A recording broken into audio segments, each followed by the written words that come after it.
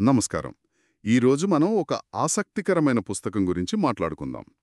Oh my God అంట హనుమంతరావు గారు అనువదించారు. అవును. ఇది అసలు దేవుడు గురించి మనల్ని మనమే అంటే తర్కించుకోవడానికి కొన్ని ప్రశ్నలిస్తుందన్నమాట. కరెక్ట్. ఒక ప్రశ్నల సంకలనం. మనం దీని ముందు మాట కొన్ని సూచనలు, ఆ ప్రశ్నలు ఎలా ఉన్నాయో చూద్దాం. ఆహా. ముఖ్యంగా ఏంటంటే మనలో బాగా పాతుకుపోయిన నమ్మకాలుంటాయి కదా, వాటిని కొంచెం కదిలించి ఆలోచింపజేయడం దీని ఉద్దేశ్యం. సమాధానాలివ్వడం కాదనమాట. అస్సలు కాదు. ప్రశ్నలు వేయడం అంతే. ముఖ్యంగా విశ్వాసుల్లో కూడా దేవుడంటే ఏంటి అని కొంచెం విమర్శనాత్మక ఆలోచన రావాలి అని. అవును. ముందు మాటలో రచయితలు అదే చెప్పారు. సమాజంలో దేవుడు గురించి రకరకాల అభిప్రాయాలుంటాయి. ఆస్తికులు, నాస్తికులు, ఇంకా ఆ, అజ్ఞేయవాదులు ఉంటారు కదా. అయితే మరీ గట్టిగా ఏమాత్రం మార్పు లేకుండా ఉంటే కొన్నిసార్లు ఇబ్బందే అని వాళ్ళ ఉద్దేశం. ఉమ్, ఇంకో విషయం ఏంటంటే వాళ్లే స్వయంగా అంటే రచయితలే మొదట్లో దేవుణ్ణి నమ్మి ఆ తర్వాత చాలా ప్రశ్నలు వేసుకుని చర్చించుకుని అవునా. అవును, చివరికి దేవుడు లేడనే ఒక నిర్ధారణకొచ్చారట. అంటే ఇది వాళ్ళ ప్రయాణం. ఆహా. అంటే పుస్తకం ముఖ్య సూత్రమేంటి? గుడ్డి నమ్మకం వద్దు, తర్కం వాడండి అని చెప్పడమా? అంతే, సరిగ్గా అదే. ఇది మనల్ని ఆలోచింపచేయడానికే కాని ఏదో బోధించడానికి కాదు. మరి దీని పద్ధతి, ఆ ప్రశ్నావళి విధానం, అదే చాలా ముఖ్యమిక్కడ. అవును. ఊరికే ఏదో చదివినట్టు కాకుండా ఒక పద్ధతి ప్రకారం ఆలోచించేలా చేస్తుంది. ఒక ప్రశ్న తర్వాత ఇంకో ప్రశ్న, అలా. అందుకే పాఠకులకు కొన్ని సూచనలు కూడా ఇచ్చారు కదా. ఇచ్చారు. అవి చాలా ముఖ్యమైనవి కూడా. ఒకటి, నిజాయితీగా ఉండాలి. మనకు మనమే సమాధానం చెప్పుకుంటున్నాం కాబట్టి. సరే. 2, తార్కికంగా ఆలోచించాలి. 3, చెప్పిన దానికి కట్టుబడి ఉండాలి. అంటే సమాధానాల్లో స్థిరత్వం ఉండాలి. ఓ, కన్సిస్టెన్సీ. అవును. తర్వాత సమయం తీసుకోవాలి, తొందరపడొద్దు అని, అవసరమైతే వేరే వాళ్లతో కూడా మాట్లాడొచ్చు కాని చివరి నిర్ణయం మనదే ఉండాలి. అంటే పూర్తిగా వ్యక్తిగత పరిశోధన లాంటిది. ఖచ్చితంగా. కానీ మన పెంపకం, మన చుట్టూ ఉన్నవాళ్లు, చిన్నప్పణ్నించి కొన్ని నమ్మకాలు బలంగా నాటుకుపోతాయి.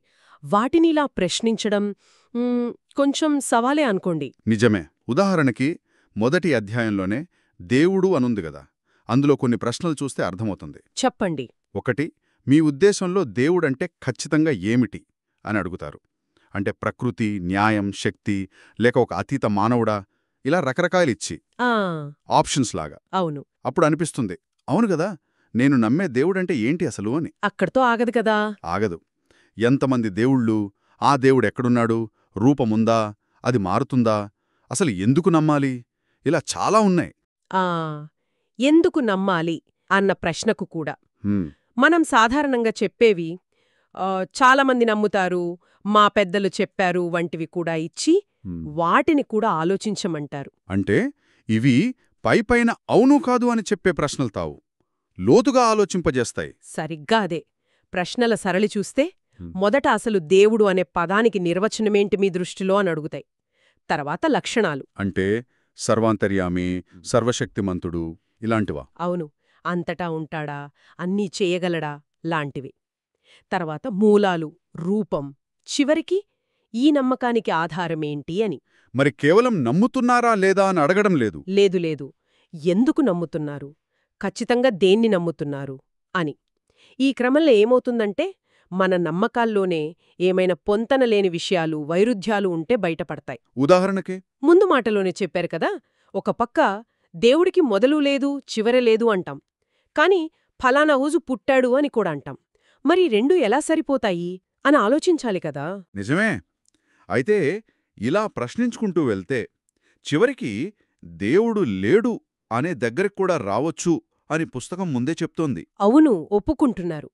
కాని అలా వచ్చినా మళ్లీ ప్రయత్నించండి, మళ్లీ ఆలోచించండి అని ప్రోత్సహిస్తోంది. సరే, మరి దీని అర్థమేంటి? అంటే రచయితలు దేనిమీద ఎక్కువ ఫోకస్ పెడుతున్నారు?